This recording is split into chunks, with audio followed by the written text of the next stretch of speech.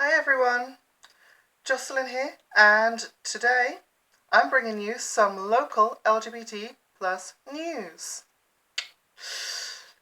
The trouble is, it's not all good news.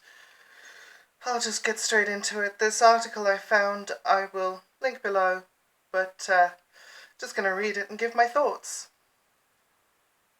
A gay rugby player facing deportation to Kenya, where he fears he will be the victim of persecution and violence because of his sexuality, has had a last-minute reprieve from detention. Ken Macharia, I don't think I'm saying that right. Macharia. Should I start again? Just edit it out later. Ken Macharia, a member of Bristol Bison's gay and inclusive rugby club, had expected to be detained when he reported to a police station in Somerset on Thursday.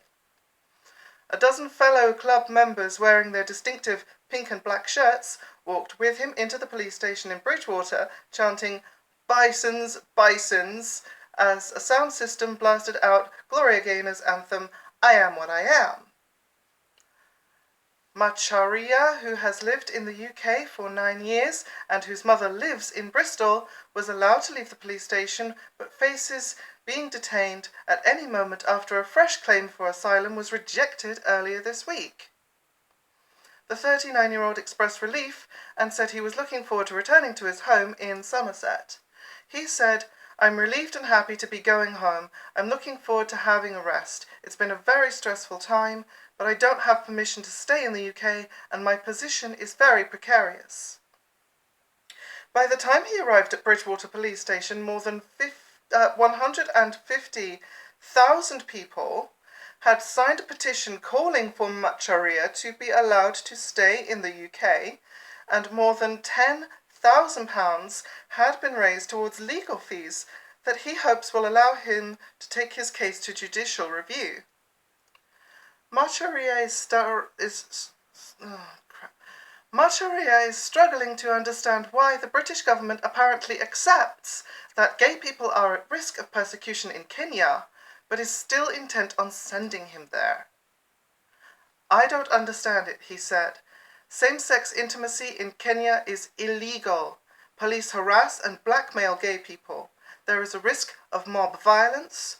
There is discrimination with people being fired from work and evicted by landlords.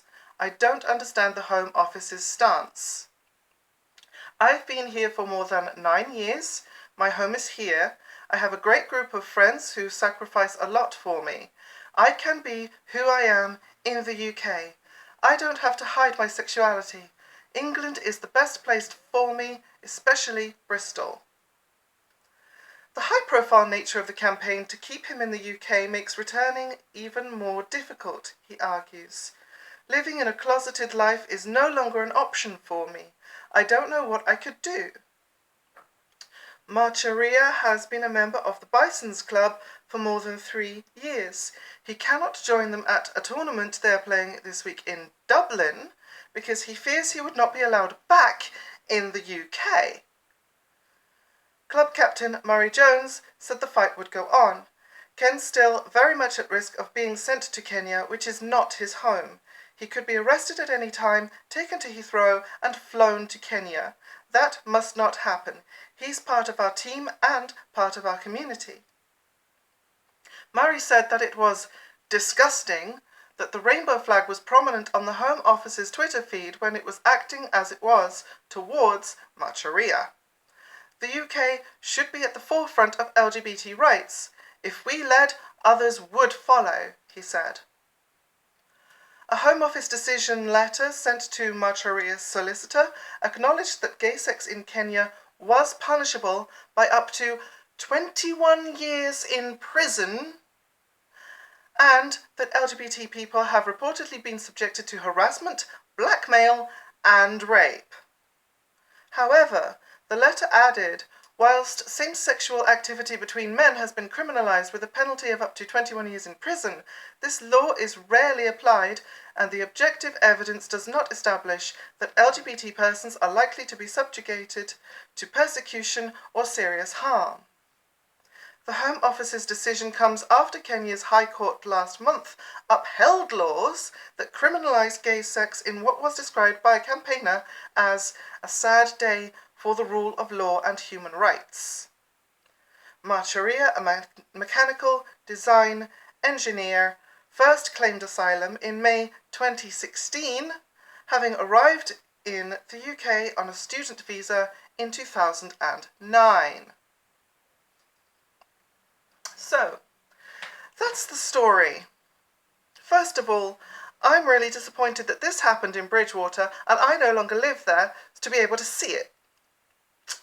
Because, you know, watching a whole rugby team marching into the police station, chanting that with that on their stereo, that would have been fucking awesome. Second of all, yes, it's great that he was granted a reprieve, but he still lives in uncertainty and in fear of deportation. Now, this is not just your typical immigration situation. This is asylum seeking. Not that I'm saying that immigration necessarily is bad, but we call it asylum for a reason.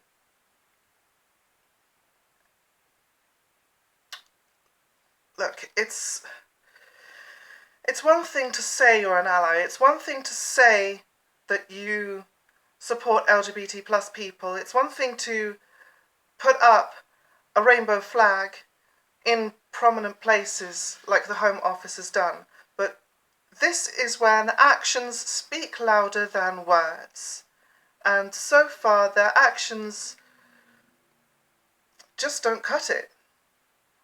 They need to allow him to stay here, where he has built a life for himself and a career for himself and made, friends and been a part of the community,